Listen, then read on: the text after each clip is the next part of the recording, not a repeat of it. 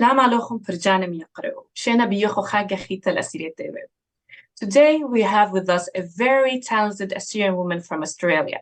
She's currently a tutor in musicology, and she's also the main keyboard artist for a very, very famous Australian hip hop artist. And she is obviously much, much more than that. But most importantly, she's now doing her PhD in musical arts, doing a project called Performing Assyrianism. Welcome to Assyria TV, Lolita Emmanuel. Let me start with saying that we are very proud to have you here with us in Assyria TV. And it's very honor for me and everyone and our viewers to have you with us today. Thank you so much, Ramsina. Shlama ushlomo kulle parjane. Hello to everyone. And yes, again, thank you so much for the beautiful introduction. Thank you. We would like, first of all, to start to introduce yourself a bit for our viewers. So who is Lolita? And maybe a little bit also about your background, your Assyrian roots, where are your parents originally from, and everything that you think speaks about yourself. Yes, good question. Thank you. So I am a musician. I'm a pianist. I sing, and I also am a teacher. Right now, I'm doing a Doctor of Musical Arts, which is a PhD for performers and creatives. And it basically involves using music and performance as a form of research. So I do written research, and I also actually perform to learn things about whatever I'm studying. But I started studying piano at the age of 4.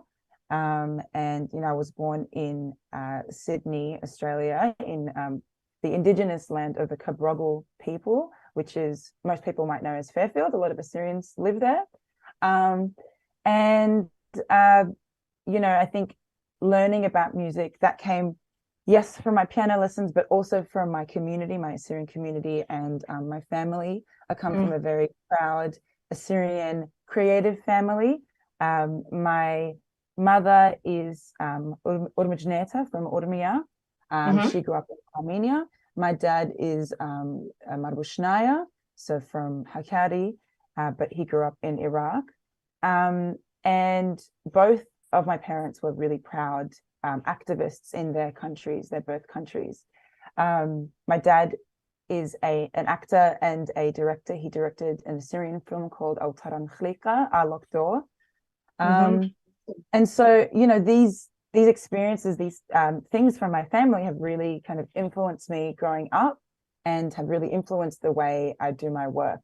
I think one thing that I will also add is I'm really passionate about social justice, and that comes from me being an Assyrian, comes from my family, and I'm especially passionate about how music can be involved in that, how we can use music for social justice goals. That's really amazing. I mean, you obviously come from very a very rich family when it comes to culture and arts, but I know it's very sometimes easy to say why we are passionate about something, but yet we might struggle finding the words. So if I ask you why music, why did you choose music? Even I know that your family has this awesome background, but what was that for you that felt connected to music, and maybe especially the Assyrian music in specific? Yeah, absolutely.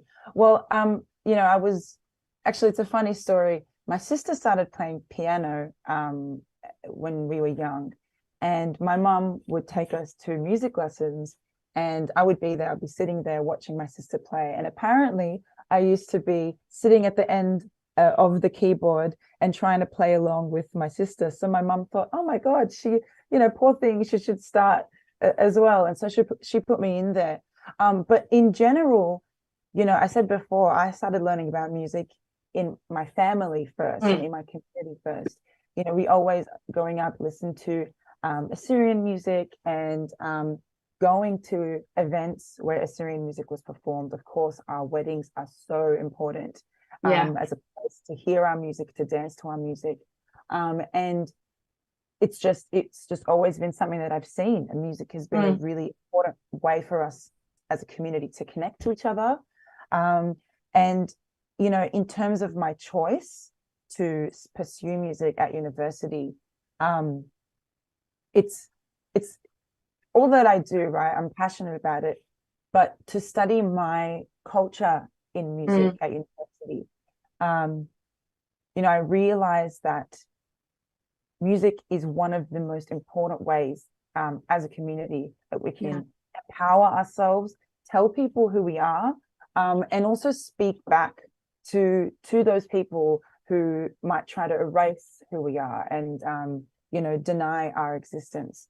And I've learned from other genres as well, because with singing, for example, I did a lot of singing as a backup vocalist in hip hop music, and have recently started playing more and collaborating with actually the musician that you mentioned earlier is an Indigenous, so he's an Aboriginal rapper and composer, and the connections that we've made have been incredible. Like, I've learned so much about his culture. He's learned about Assyrians, and you know, with music you can connect to people in such a beautiful way. So these are all the reasons why I decided to pursue it. That's really I mean, strong points. Going back to our community in Australia, lately we have seen that a lot of our Assyrian youth in Australia are becoming more and more involved in music, and we have seen famous Assyrian artists coming out from there. How, from your perspective, would you see the Assyrian youth that is involving in music? Why do you think, like, they are now putting out all their talents that maybe they didn't have the chance to do so earlier? And if there is any kind of art association that is helping the Assyrians in Australia or in diaspora that are helping these young Assyrians or these young talented Assyrians? Yes, yeah. I'm so inspired by our young generation, our youth, my generation. I think that, you know, we are using music because that's been a big way that we've learned about our culture. You know, if, for example, we might not know the language fluently, I know that a lot of young people listen to Assyrian music to learn the language. I've learned the language with our music. And of course, like I said before, like our events, music brings us together. And I've seen youth associations in our community holding events where music is the key event, and that brings us together, and that's really beautiful. We are super. I'm really proud of all the talented Assyrians in our youth. There are in my country, in Australia, there is AXIA, which is the Australian Cultural and Social Youth Association.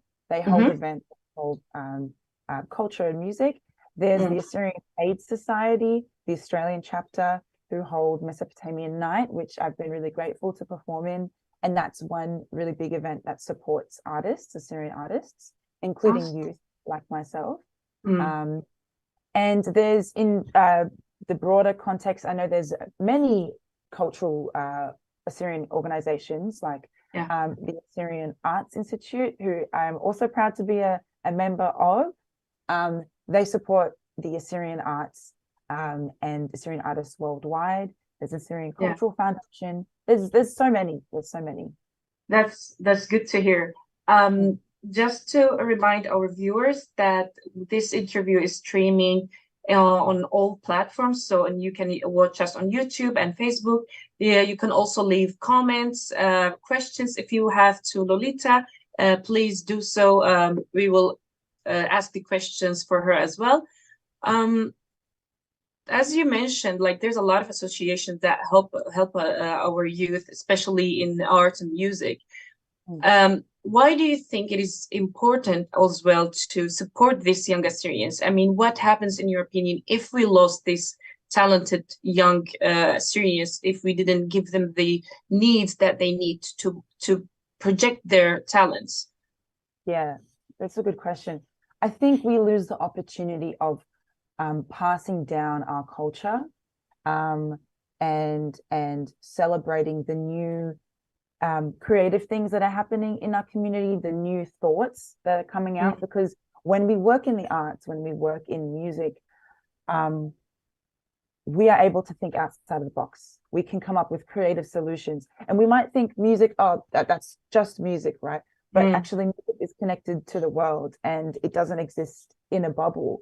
And, you know, I think supporting the arts in general and encouraging our youth to be involved in it, whether they listen to music, whether they learn and study music, that is one of the best things that we can do for our community. So yeah, and I think in general, even if our youth are not explicitly or specifically working in Assyrian music, giving them the encouragement and the support is important anyway, because they are the youth of our community, our nation. And maybe that encouragement and support could also mean that they turn to our culture to do new things with it. Yeah, that's right. I agree with you. It's also, like you said, it doesn't have to be Assyrian music. It's just even singing in a different language could be also some sort of representation. We could always refer to that artist who maybe if the singer has English songs, more people, more audience would listen to it, and we can point that this is an Assyrian artist. So it's also a good way of presentation or representation for our community. Sorry. So now that we had a bit background information about you, we get to talk about your project. But before doing so, you're a pianist. So we would like to show our viewers a bit of your performance. So now our beloved viewers, we will see a short video where Lolita is performing on the piano.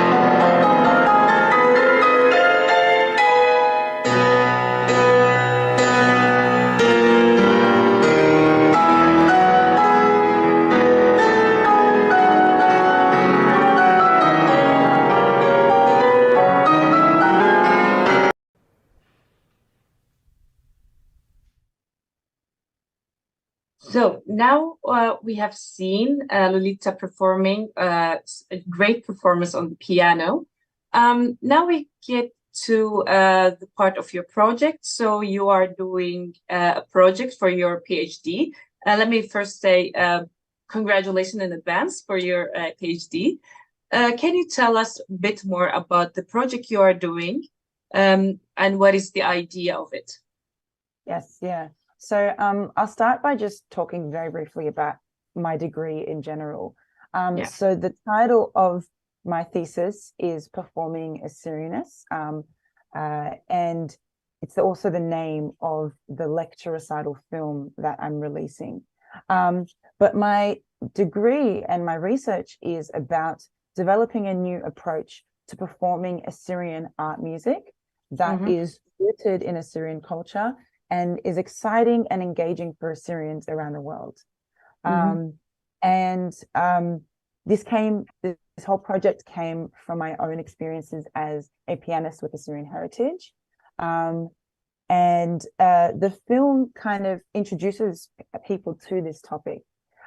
It's a lecture recital, which in academic context is typically a kind of presentation that involves performance or demonstrating music, and of course a spoken presentation where you talk about the research. And I decided to make it into a film that everyone can watch online, that was accessible as well. So I wanted something that was engaging, basically, for our community. And in the film, I am, of course, presenting my current research, and I'm performing 3 Assyrian pieces for the piano. One of them features, one of the pieces is Goodi, actually based on the traditional song Goodi. That's by an incredible Assyrian composer, Rasson in the US. And in the film, while I'm performing, there are some beautiful, beautiful art installations by an Assyrian artist called Dicky Bahto. And I commissioned him to make these films during the performance. Yeah, that's the main idea of the project. That's great. So there's gonna be a premiere for your movie or your film on this Sunday. It will be shown in our platform on Assyria TV, and as well as on other Assyrian platforms, if I am correct. Can you elaborate more about this? Why is it important for our Assyrian audience to see that? And who are you exactly targeting when you are performing or showing this kind of movies for? Yes, yeah. So it is premiering on Assyria TV, of course, and my YouTube account as well. And with AGN and Shamira Media. And the reason why I'm doing this is because I want this to reach as many Assyrians as possible. So I of course want this to reach many people, Assyrian and non-Assyrian. But importantly, this film it's not just a performance, it's not just a lecture or a research presentation. It's actually an opportunity to start an open conversation about this genre of Assyrian art music. And I want to introduce the genre, but also invite our Assyrian community to have a conversation about it, because a really important aspect of my research is that this new approach that I'm developing is guided by our community. I want to know what people think.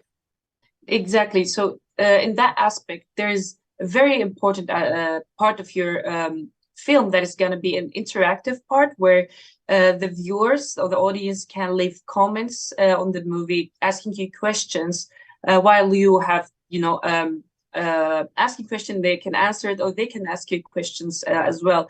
Why do you want this interaction to happen? What are you trying to get out of this interaction from the audience? Yeah.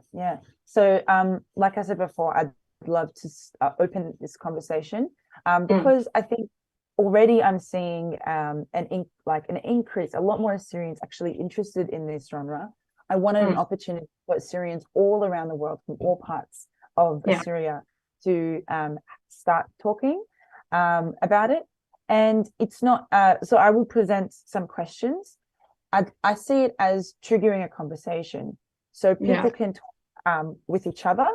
It's not just about asking questions to me, although I'd love to hear them too, but with each other too. So the plan is for me to learn from these responses to guide my future approach to this genre, and guide future performances. So, for example, I ask in the film, what do you think the future of this genre can be? What kind of sound or instruments or experiences do you want to have in this genre?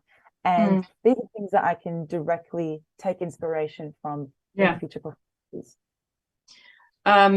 So you are trying, your research aim is to have this information and involving of Assyrians to see their opinions about the Assyrian music. Is that correct?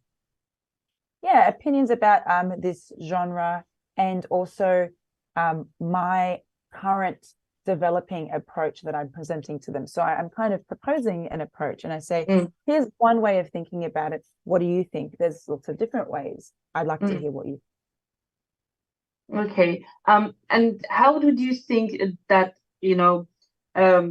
that this film that you have made can be related or help your PhD research or your doctorate? Yes, yeah. So this interactive approach is definitely one of those things. I think it will also, it'll be a great way to show people what I'm working on as well, because a lot of the times research, like academic research, unfortunately, not all the time, but it's quite common that it can happen in a bubble and people don't know about it. And so I really wanted to share it with our community, and yeah, that's one way. And then one other incredible thing is, when I was preparing this film and putting it together, it forced me to really, really think about what's important to say. How can I deliver my message in the clearest way? So that's even helping me as a researcher in general to be clear with my presentation. So as you mentioned, the name of your research is Performing Assyrian-ness. Yes. What is your opinion performing Assyrian-ness? What is like, or what is it for you that Assyrian-ness is? Yes, yeah. I think Assyrian-ness can be many things, and that's why I chose this title, because my research and the film asks the question, what does it mean to perform Assyrian-ness, especially when we are a diverse transnational community? And this is a really beautiful thing, right? And so in my research and the film, I ask, how can we approach this genre, which deals with sounds and deals with ideas of home, when we have many ideas of home? And is there a way that can unite us? And one of the ideas that I talk about is one thing that we all can unite on is the stories of resilience that we tell about ourselves, the way that we have persevered and continued to stride forward despite the many attempts to kind of persecute us or erase our history. And so one thing that we all do, regardless of where we come from or what sounds we're familiar with, is that we use music as a tool for empowerment and resilience. That's really good point of view. Obviously, there's more than one way to be an Assyrian. There's no one specific criteria or box that we should fit in. Exactly. In your also when you have this interaction or involvement in your movie, you are also trying to aim for Assyrian artists. You want their view to be shared and their opinion. Why do you want that, and how can they connect with you in case if they have anything to say? Yes, yeah. So in the film, I'd love to hear responses and feedback from all Assyrians, whether they are musicians or not, in general. In my research, the same thing goes for my degree and my doctorate research in general. But I would, one important part, of course, in my research is learning from Assyrian musicians and kind of taking what I learned and experiment with it in my work. I would love to meet and talk to any Assyrian musician about this project, and they can contact me with my email, my university email, which I can provide, or Assyria TV can provide as well. They can email me on there, and we can meet online or in person if you're nearby. Yes, that's my email over there. Thank you. Yeah, so that's how we can do it, and I can of course let them know some more about the research once I get in contact. So on our behalf as well, we encourage every Assyrian artist, if they have any kind, and also like you said, maybe not specifically artists, but if anyone has anything or wants to have a conversation with Lolita, that's her email address shown below the screen. So please do so and contact her. Now, back to your movie or to your film, you are also interviewing an Assyrian artist. So can you tell us who he is and why did you choose him? Why him in specific to be involved in your film? Yes, yeah. So the artist that I interview is Dicky Bahto, who is an Assyrian artist based in the US. He is a visual artist who regularly works with moving image, photography, and music. So he regularly works with performers from different genres, with performers like me. I chose him because his art really inspires me and resonates with me. And I wanted this project to be a transnational project. So working with Syrians from different parts of the world. And through that collaboration, we can exchange different ideas of what it means to be Assyrian. And I wanted that to really influence the research because, you know, my experience as an Assyrian is specific to me. And I think the more collaborative that we are, the better. And, you know, I plan to also collaborate with many Assyrians from different parts of Assyria too. But yeah, his work is really, really beautiful. And you'll get to hear about more about what he does in the film as well. That's really great. So also something that I found in your website that you are talking about your research and the film you are making. There's one thing that you mentioned is that this research or most of your works are some are kind of the colonial approach. How do you think music could do so? How could music be a decolonizing aspect? And why I think it's important to go there to talk about decolonization in just general? Yeah, good question. Really, really good question. Thank you. So first of all, my research is really inspired by Indigenous artists and scholars all around the world, and the approaches that they are bringing to classical music. Because classical music, and I think music in general, I think it's important to bring that to music, right? But classical music, and that term can be defined in different ways, but the one that's connected to Western classical music is very deeply rooted in a colonial legacy. So music has been used in colonial programs to influence and impact Indigenous communities around the world. And it's been used to oppress others as well. I think colonization can shape life, including music, in lots of ways. So it's important to talk about it. And, you know, when we think about decolonization, it doesn't necessarily mean that we reject everything that has a connection to colonization, but it's something that is important to talk about it and to think about our relationship to it. Specifically in my project, I want to put Assyrian approaches first, so our Indigenous approaches first, and use that as the foundation to whatever we do. So as an example, something that Indigenous scholars around the world say about classical music is oftentimes Western art music is used as a basis. And sometimes we insert Indigenous music or Indigenous artists into this system without thinking about cultural appropriate ways from that Indigenous culture. And sometimes, unfortunately, that can cause a lot of harm and impact the culture that's being used. And, you know, if we're thinking about, especially in our community, if we're thinking about ways that we can use music to sustain our heritage, we must think about decolonization in classical music, because Western art music has this history of erasing Indigenous music. So I think it's important to talk about it in general. And also, of course, I'm talking about it because I've seen a bigger discussion within our community about decolonization too. Last thing I will add also is that when we as Assyrians think about colonization, it's quite specific, right?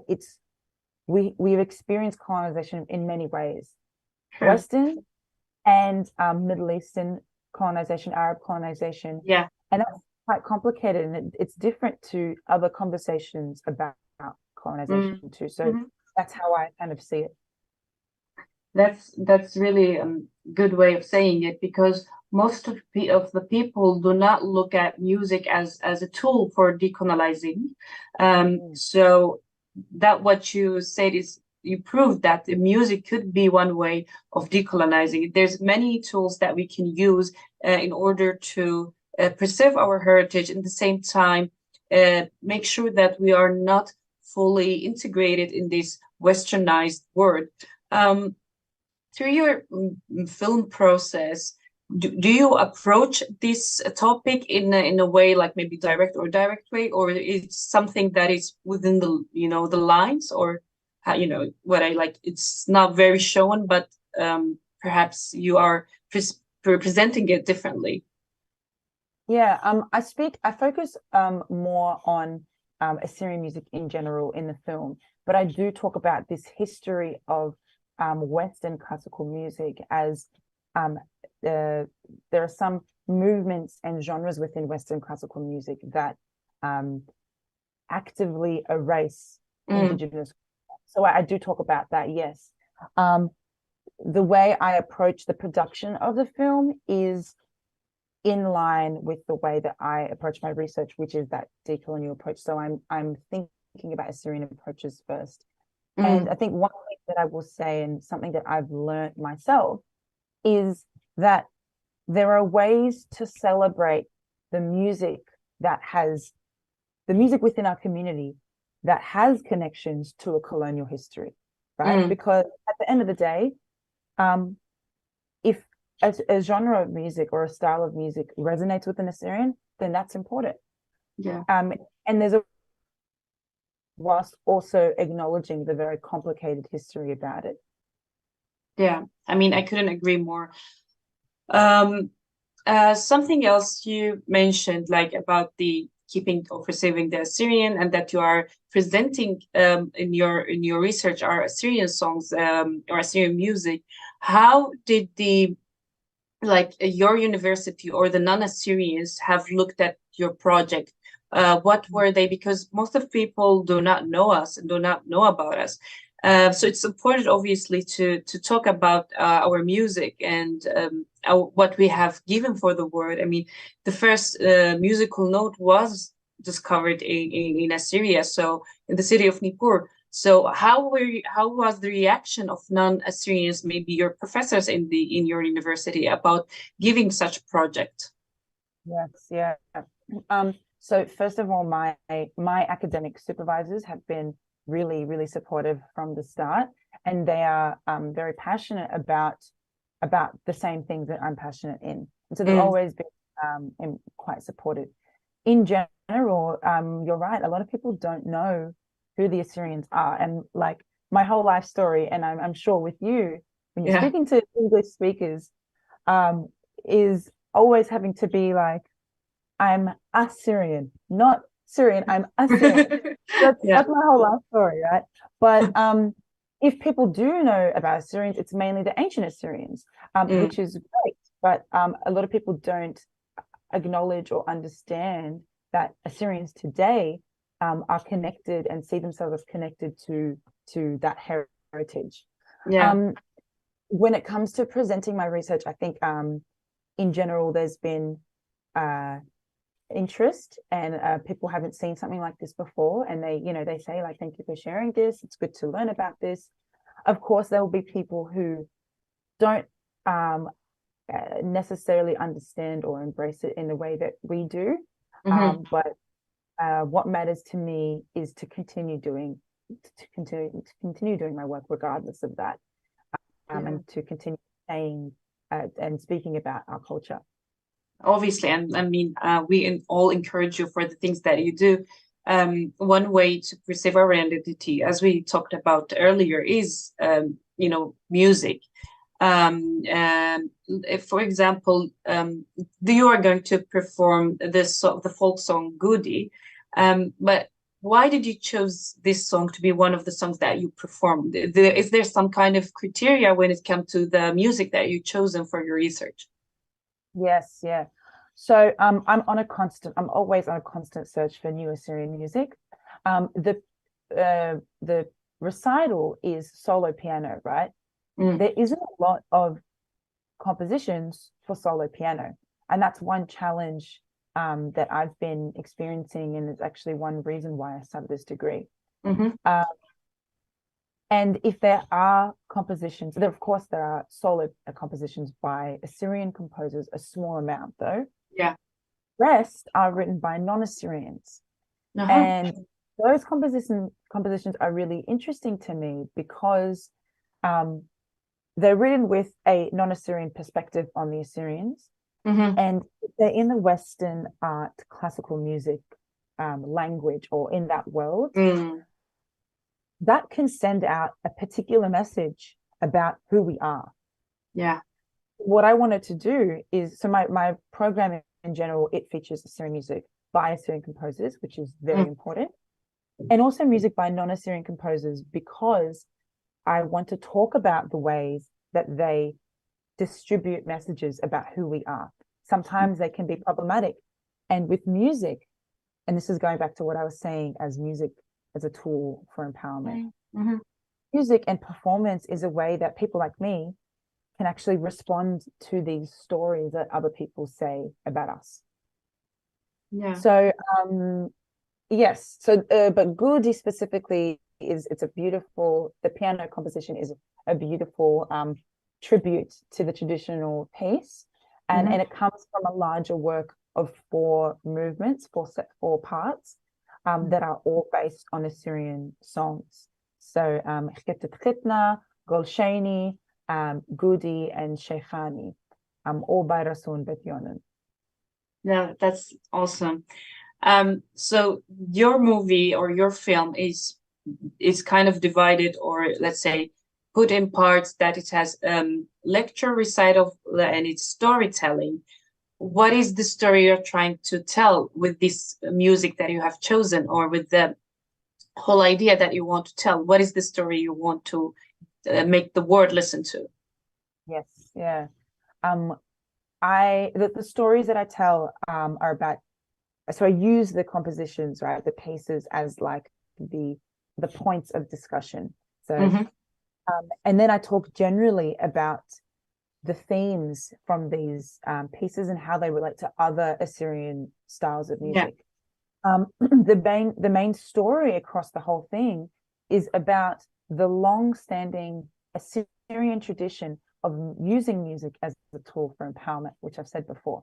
So one of the theories that I'm working on in my research is a theory of resilience, and how you know, if we look at the experience of Assyrians, we've been dispersed around the world, we've constantly been on the move.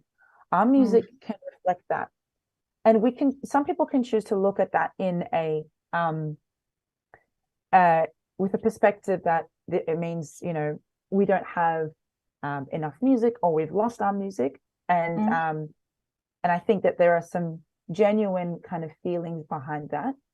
But another way that we can look at it is with creativity.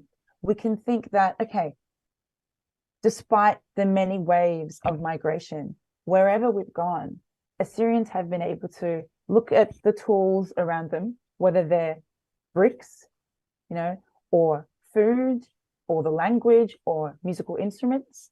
We've been able to pick those up and create home. We've been able to pick those up and perform Assyrian-ness. So even if we're not using, you know, the instruments from Assyria, if we're using Western instruments, for example, if we're using instruments from different cultures, Assyrians have a special kind of creative resilience where we've been able to still channel our culture through that. And I think that needs to be celebrated.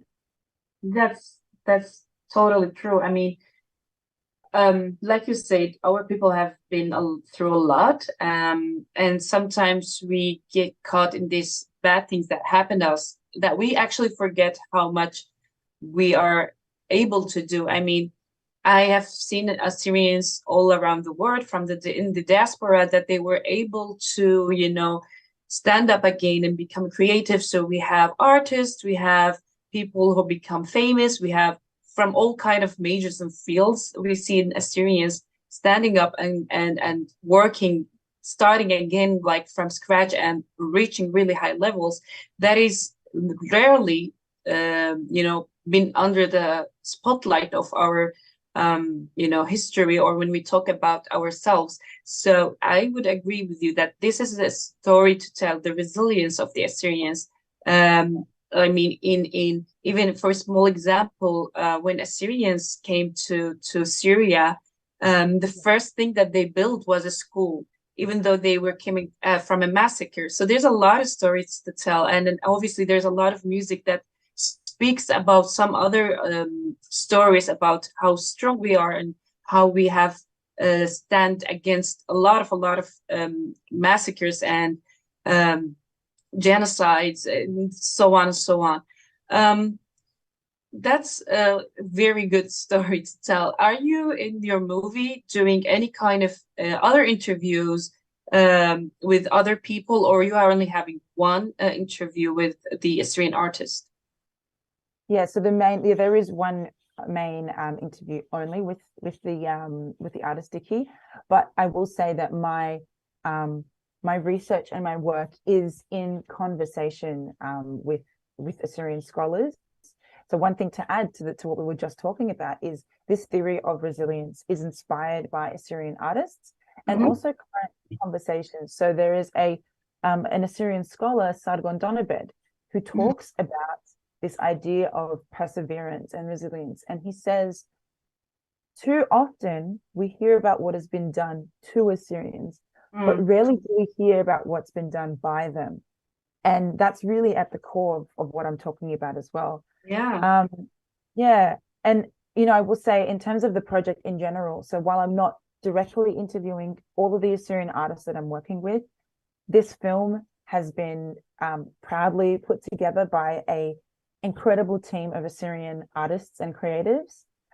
So I will say that it's the cinematography and the direction, the director of the film is Carlos Heidel.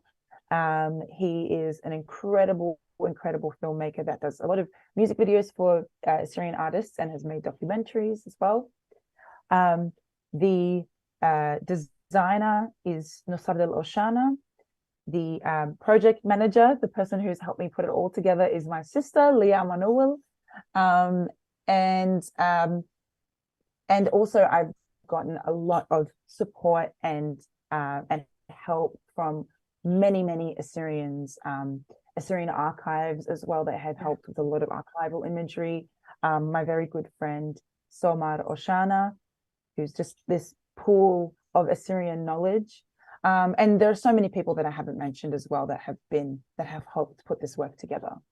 So we can say that this project is 100%, maybe more or less Assyrian, right? Like from the people working on it, from the content, everything. Yes. The audio production is not by an Assyrian, but is by a really great audio producer. They're called Moon Vault. That's their name. But everything else is Assyrian. That's awesome. I mean, again, we congratulate you and all your team. This proves that we have a lot of talent within our hands with our community. Thank you so much, and congratulations on your film. I mean, I am myself very excited to see it.